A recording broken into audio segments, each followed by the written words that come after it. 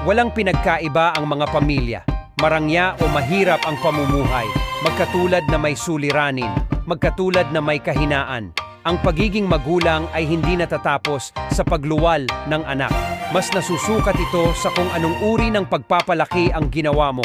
Ang pinakamagandang pamanang maibibigay ng isang magulang sa kaniyang mga anak ay ang paglalaan ng oras para sa mga ito araw-araw. Ikaw ay bahagi ng iyong pamilya. Sa oras na maliitin mo ito, minamaliit mo na rin ang sarili mo. Bago ang lahat, baka pwede mo naman subscribe, follow, like ang ating page channel. May mga pagkakataong nais nating umalis sa ating mga pamilya.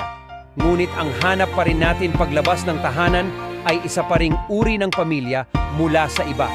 Hindi tayo mabubuhay ng walang pamilya. Isa sa mga pinakamatatatag na relasyong magkakaroon tayo sa ating